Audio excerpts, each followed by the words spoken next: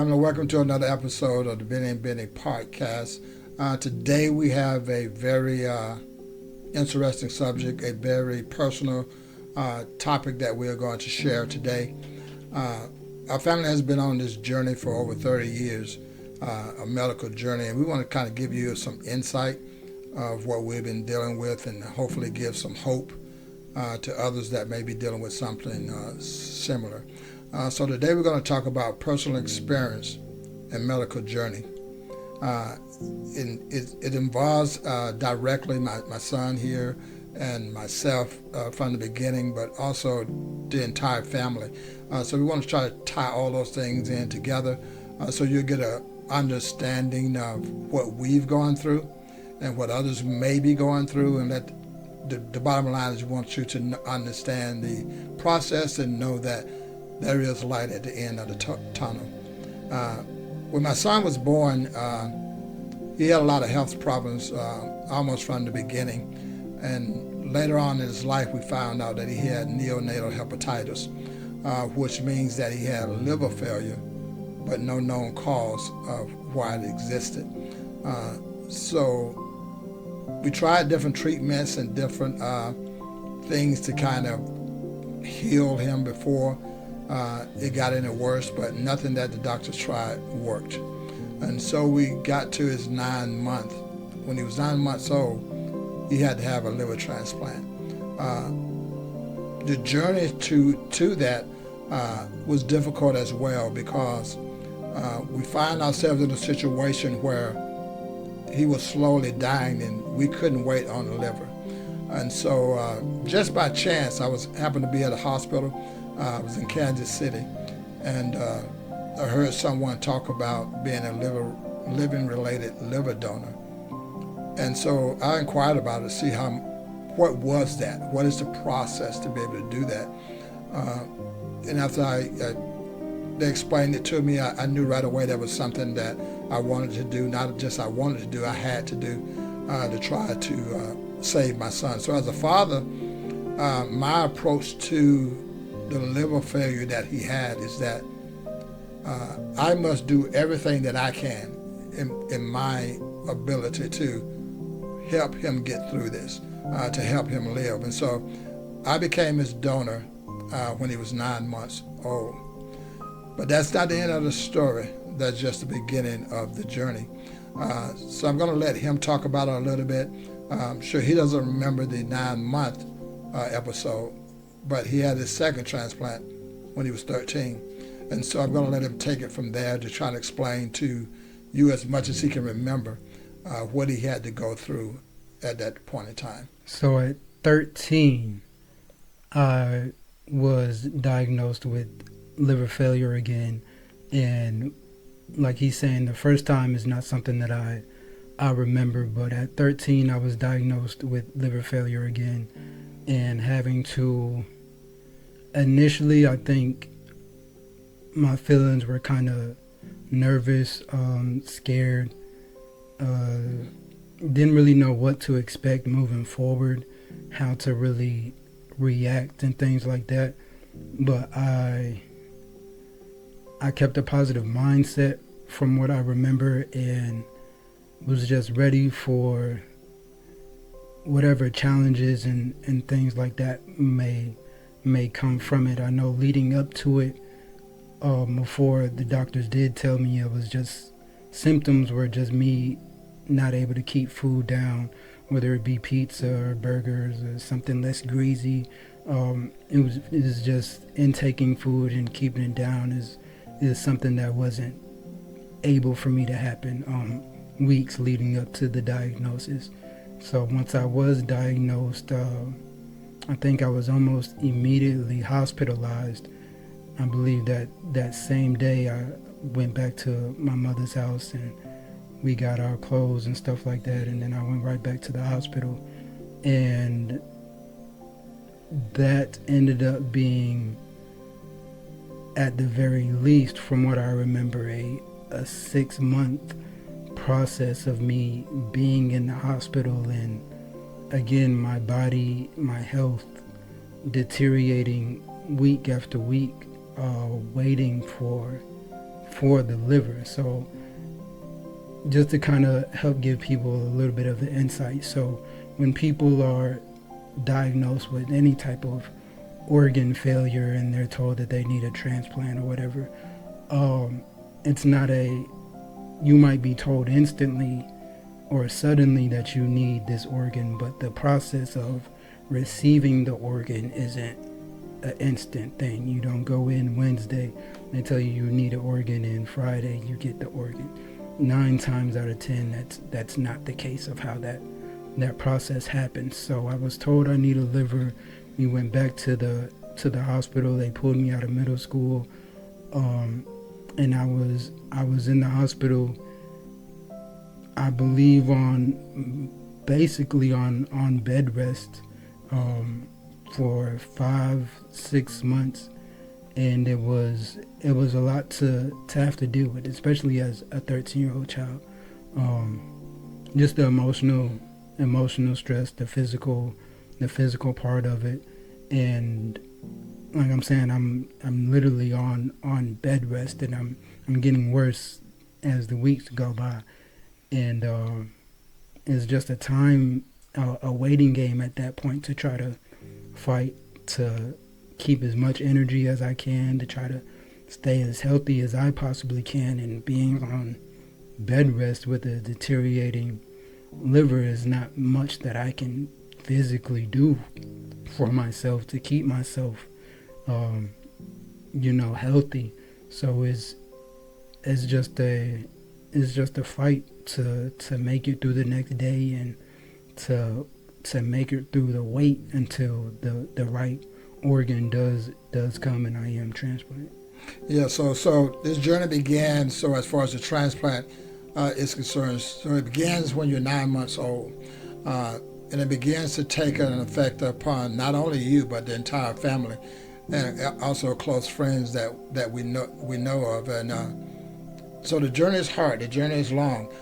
From my point of view, when I look at it and I think about the first one and the second one, so the first time you're diagnosed with that, and the doctors tell me that, okay, you're so sick, I see you every day, and so I know that you're dying before me. I can see that, and so when I learned that I can give you part of my liver and you live.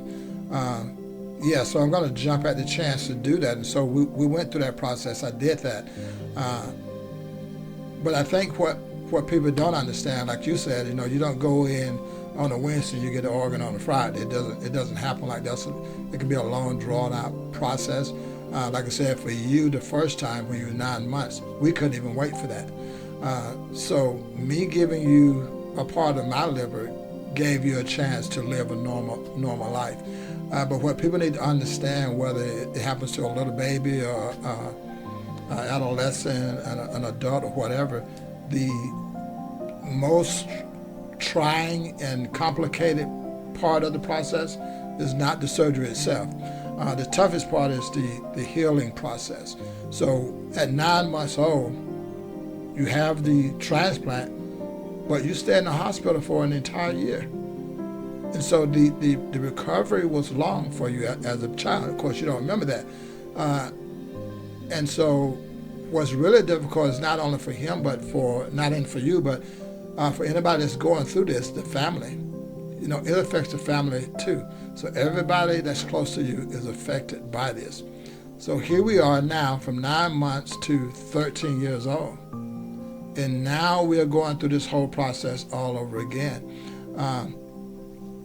As a person of faith, it's still difficult, whether you have the faith or not, to actually deal with the situation. So it's easy to say, you just got to believe and trust. Yeah, that's true.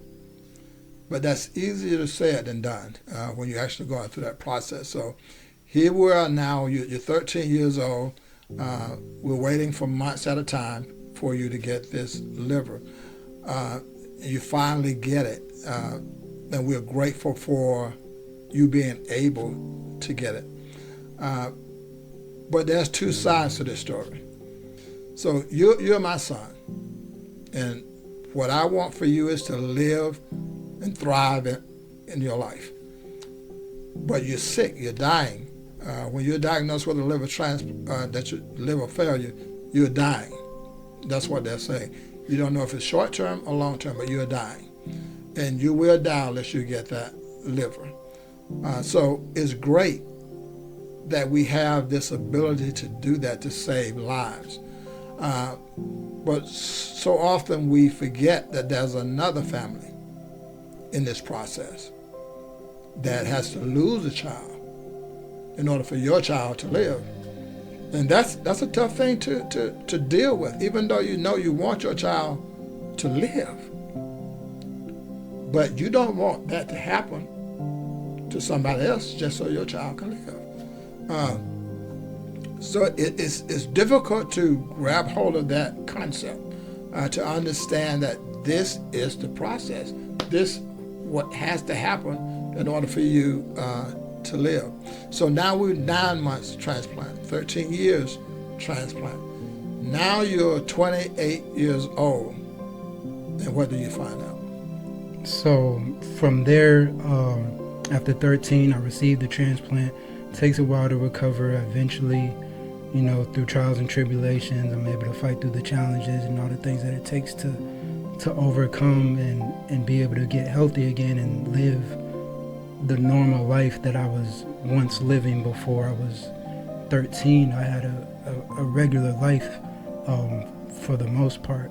So now I'm, again, like my father's saying, now I'm 28 and I'm dealt with the situation again where I'm at the hospital and they're telling me that I'm faced with liver failure. And it's the same symptoms weeks leading up to it. I'm not able to keep food down. So the pattern is consistent with liver failure and the things that I've experienced and things like that. And I remember vividly once I was healed and recovered and stuff like that from my second one, that afterwards that it wasn't something that I would wish on anybody, and I would hope to never have to go through again. And it's definitely something that I wouldn't want to go through again. But before we get to me being healed, so I healed from that one, and then 28 I'm faced with it again, and I'm taken back from it, I guess, initially, because like I was saying, at 13, once I was healed, I kind of made up my mind. I think I had the mindset to where if this does occur again, if I am faced with this situation again where I need another one, that I'm probably just going to be calling it quits. It's not something that I'm going to have the strength or want to have the strength to have to go through, because that second one was so physically, there was so much physical turmoil in that second one that I have to deal with, emotional as well, but it's just the fight back is I can't put it into words. The fight back is unexplainable. Yeah, so I understand that, and trust me, I've been on this journey with you. The whole family has been on this journey with you, and I understand. I remember when you told us that you was diagnosed again with liver failure, you were going to have another transplant. And I remember we had this conversation, and I asked you what you thought about it. You said you didn't want to do it. But for some reason, and I don't know why, I accepted that, because I know it's not a difficult. I know it's a difficult choice to make, a difficult decision, and no one knows the struggle of the healing process better than the person that actually needs the healing. So it would have been unfair for me to say, yeah, you got to fight, you got to do this, you got to do that. That's a personal decision that you had to make. But I want to say this, just watching you go through the process, we're talking about we're at 28 years old now. So you've had 2 transplants. Now you're going to be put on the list for your 3rd one. What I admired is that at some point you said, okay, if it happens, it's going to happen. If it don't, it don't. But what I'm going to do, I'm going to live my life every single day. I'm moving on. I'm not going to think about this. I'm not going to meditate on this. I'm just going to live, which all of us have to do, because we don't know what lies ahead. So it was inspiring to me to see that you had the strength and the mindset to not quit, but to keep striving, because this is not just your victory when you make it through. It's the victory for everybody that's watching you, everybody that knows you, your family, your friends, every life that you touched, and they know your story. It motivates them to keep pushing regardless of what happens in life. And they see that, okay, you went through this. My son, and my daughter, or my mother, my father, they're going through these medical issues, but there's light at the end of the tunnel. You have to have that desire that I'm going to live and I'm going to beat this thing. And so your life, to me, when I look at it, it's inspiring to me that you can live your life the way you want to live it, knowing you have a deadly situation going on inside of your body. So when I look at that, I'm like, man, wow, I don't know if I could do that. So it is very inspiring to me that you stood up to the challenge, and you said, which is funny, but you did what we should all do. Is that I'm going to live my life on my terms, regardless of what's going on. I'm not going to live it based on social media. I'm not going to live it based on my circle of friends. I'm going to live my life on my terms. And I would like to think I had something to do with that. Don't know if that's true or not, but because that's how I live. I live my life on my own terms. Because there are certain things we can't control in life. And so we have to learn how to live with it and still strive. So I saw that with you. So now you're at 28 years old. Now explain, how long did it take for you to get your 3rd transplant? So 28. So I'm diagnosed with the liver failure, and emotionally first I'm kind of taken back. I'm kind of shocked. I'm probably anxious, nervous. And most of all, probably just wishing that, or hoping and praying that what the doctors are saying is just not the case. I'm praying and hoping that things will just turn around, and a couple weeks later, maybe a month later, we don't know, it was something else and you don't need a liver transplant. But turns out that was never the case, and I was dealing with liver failure and did need a liver transplant. Okay, so like my father said, it took some time for me to kind of get there, but I was able to let go of what I knew I could not control, which is whether or not I get a liver, whether or not I truly need a liver, and when that liver would make its way to me. So I lived my life the best that I could. I had a job. I was independent as I could be for as long as I could be. So I got diagnosed with liver failure in the summer of 2020. That's the middle of the COVID crisis and kind of everything like that was going on. I might have been hospitalized for maybe a couple weeks. I have IVs, different tubes and stuff like that in me, kind of just keep me as healthy as possible.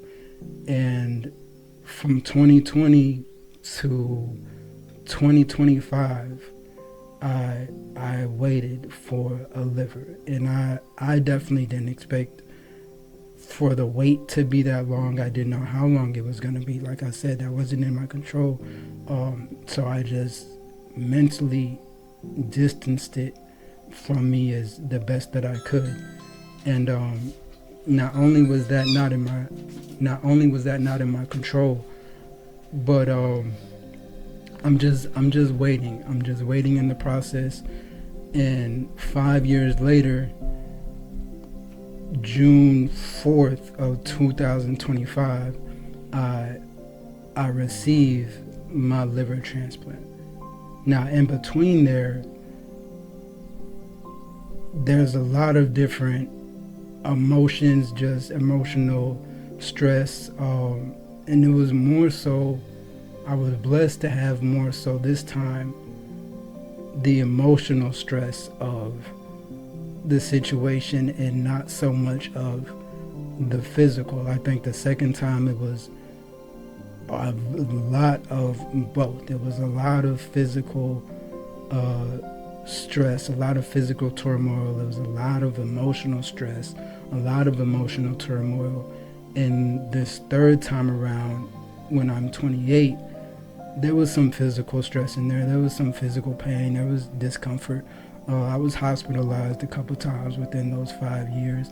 I had different tubes and injections and things like that to try to keep me as healthy as possible. But it was more so emotionally what I was dealing with, more so than the physical. So 5 years later, 2025, I'm able to get my transplant at June 4th, which was a Wednesday, I believe. I was able to get that transplant. But for those first 2-3 years, I didn't have any type of inclination that anything was getting better or getting worse. I'm literally just waiting in the process. So I do remember vividly, just to kind of help people have an understanding of the process. I think year 2, maybe year 3, I was working at a job, and I remember they called me. The hospital had called me on a late night. It might have been 8 o'clock, 9 o'clock, something that night, and they tell me, "Hey, we have looking for Benny Williams. We have a potential liver.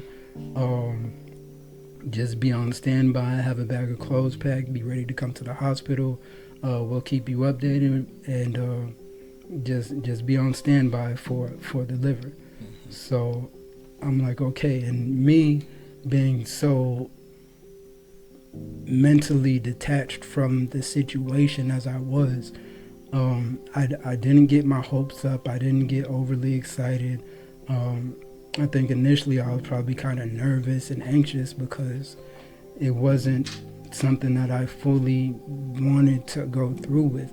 If I have to go through with it, I have to, and I'm prepared for that challenge. But it wasn't something that I really wanted to go through with. I would wish for anybody to have to go through with. So I get the call, and then they call me a few hours later. The liver they have, and this is the update I'm getting from the hospital. The liver they have that they're looking at they don't tell you why, but it's a no-go. It's not the right one for me. Now, there's all type of stipulations that go into whatever organ that you're getting, whether it's a liver, a heart, or kidney, whatever the case may be. This blood type, the size of the person, the age of the person. I'm a more skinny individual, so the person that I'm receiving a liver from would have to be on the smaller side of the weight spectrum and things like that. They can't be a smoker, they can't be a drinker, things like that. And probably other things, circumstances that I don't know of, that all play a part as far as the organ selection and whether or not they believe it's a good fit for you. So this is probably year 2-3 within my weight, and they tell me, okay, this one's not a go. So okay, cool. So boom, I continue to live my life the best I can. I'm working, I'm driving, I'm very independent. I'm living a very normal life. And it wasn't until this year of 2025, recently really, where I received a second phone call. And this time I'm again at work. This is a different job, that I'm working, but I receive a phone call again. I'm not sure of the time of the phone call, maybe afternoonish or whatever.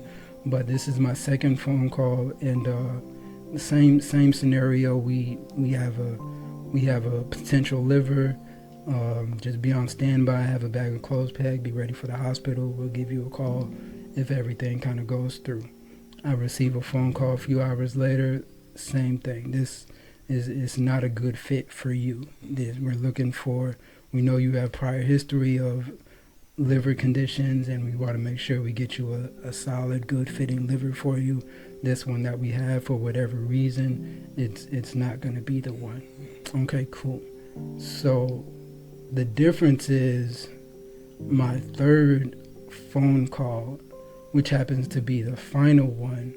My third phone call is received, I believe, within a couple days, if at the very most a week from the second one. So now I get this third phone call, and I realize the time frame of it, and it just feels the time frame from the second phone call to the third one, and it just feels like, okay, it's getting close to that time. And I'm mentally kind of preparing myself a little bit more, and just ready to step up to whatever challenges may come.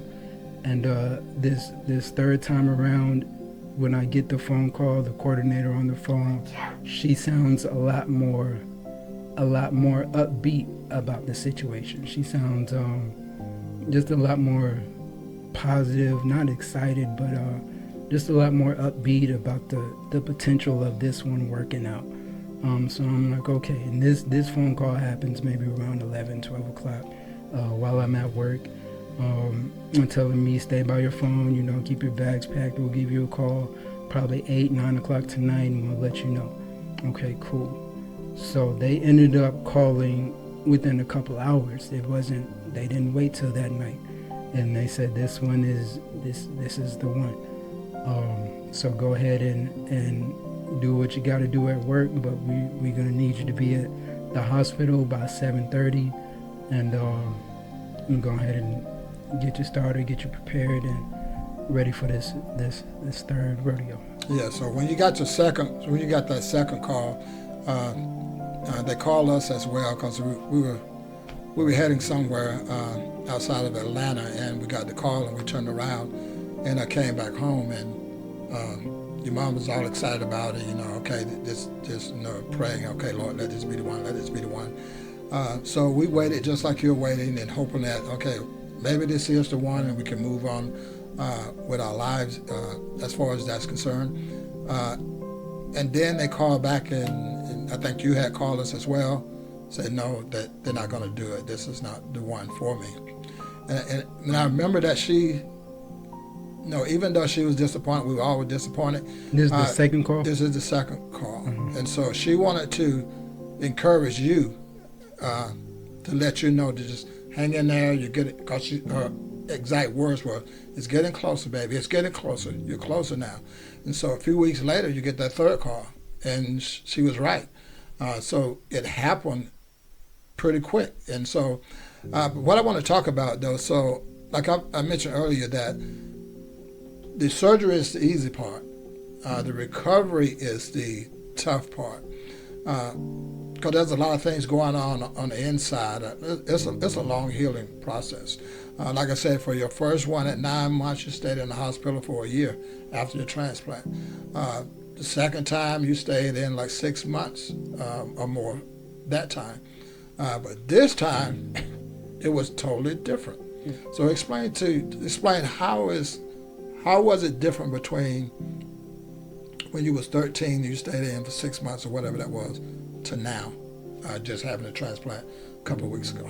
So at 28 years old, and then as I got older, waiting for that third one, I think a part of my reluctancy and my hesitation to be so ready for the transplant is knowing and remembering the experience of my second one. Just like my father saying, the healing process is a lot to overcome that fight, that challenge. It's a lot to have to chew. So I think that's what was kind of having me step back so much. And after receiving it the third time, it is a blessing to say that my experience has been completely like night and day.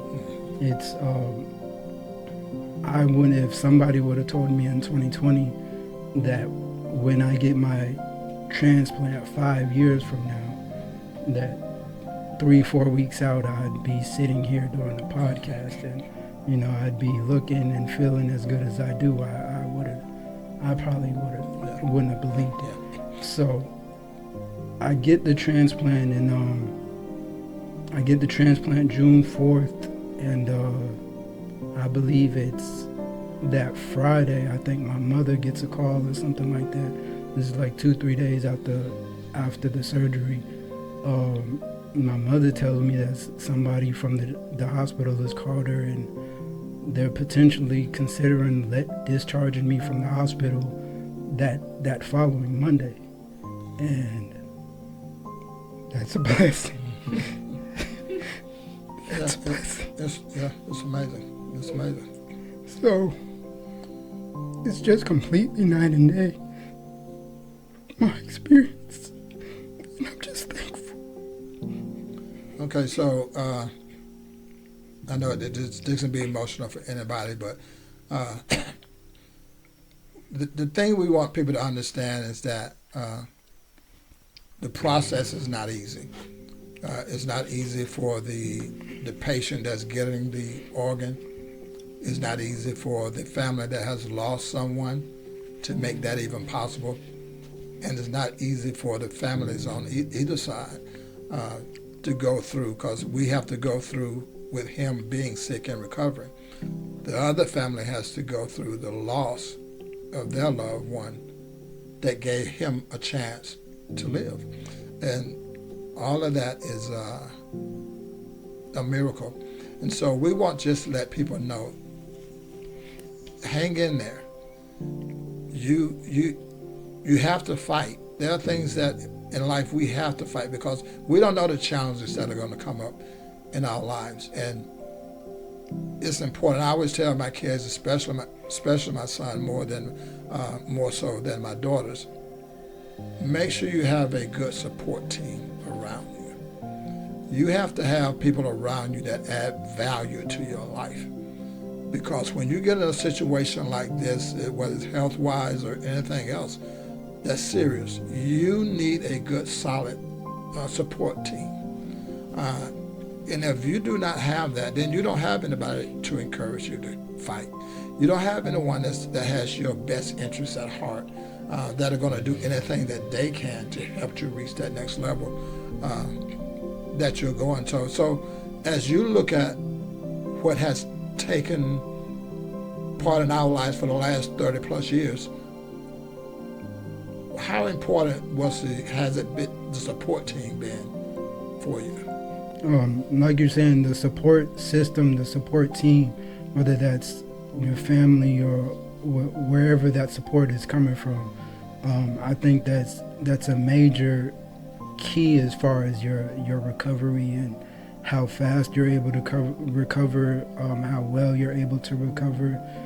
People in situations like this or worse situations, they need to be spoken life into. They need to feel empowered. They need that confidence, that, like you're saying, there is light at the end of the tunnel. And currently it might be a very drastic situation. Things might be very bad, physically, mentally, whatever the case may be.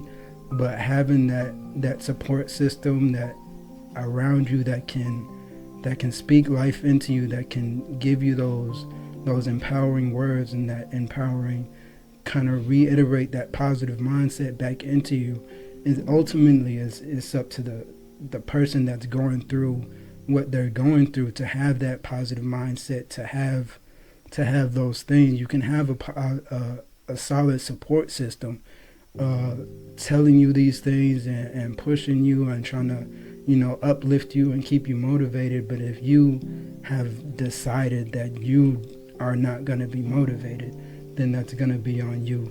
But if you do want to have that positive mindset, if you do want to overcome the challenges that you are going to be faced with, the support system is immensely important, and it's a part of what helps push you through to the next day, whether from the emotional turmoil to the physical distress. That having that, even if it's just one person, a wife, a husband, a mother, a father, even if it's just one person, wherever that support is, that positive, uplifting person that is going to be by your side and encourage you to continue to fight. Yeah, so we all get into certain situations in our lives where we need to, as they say, lean on someone else, because we don't always have all the answers. And as we said early on, is that we have to learn how to not only live life on our own terms, but control our environment. And we have the ability to control who's in our inner circle. And so it's very important that we look at that really closely, because there will come a time where either they will or you will need somebody else to lean on. You want someone that's going to always look out for the best things for you. But as I look at, this journey that we've been on, and then the journey continues. Now we're in the healing phase of your third transplant. I was thinking about it just recently, and I was going to ask you what you learned about yourself. I think just listening to you talk about all the things you've been going through with the liver situation for almost your entire life. I want to share what I learned about you, not so you don't have to tell me what you learned about yourself. And so what I've learned from you is that even when you're faced with a situation where actually kind of hopeless, it's a hopeless situation. You can't do anything about where you are. You can't change the condition. But what I see in you, that you have the strength and the mentality that's not going to stop me from pursuing my dream. So as I watch you through your life, and you're struggling with your health, but you started making music. So you started making music, even though you're sick and you're going through these things and you don't know how it's going to happen. And then you get this other diagnosis for your third liver, but then you made a clothing line. You start doing that. And what I saw is that even though those challenges were there, you still live your dream. What you wanted to do, you was able to pursue it despite the obstacle that will hold most people down. Because a lot of people in your situation would have given up and say, okay, I can't make it through this, and so I don't know what to do, I'm just going to give up. But you didn't do that. You fought, you're still fighting. The things that you dream of doing in life, you're doing them. You became an author, you wrote a book, and you're writing another book now. There are people that are healthy, have no problems in life that won't do the things that you're doing with your condition. And so I think it shows that regardless of what you go through in life, you can stand strong in the midst of the storm. So when you're looking at like sometimes life is like the tornado. So you see the tornado is huge and it's just ripping everything apart, right?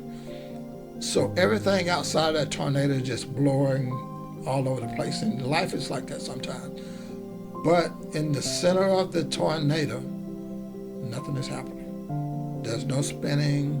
Everything is at peace in the center of that tornado. And you live like that in the center of the tornado. And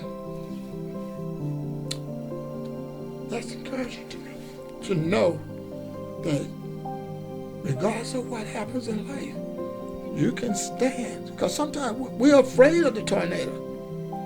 But if you can stand in the middle of the tornado, everything will be fine.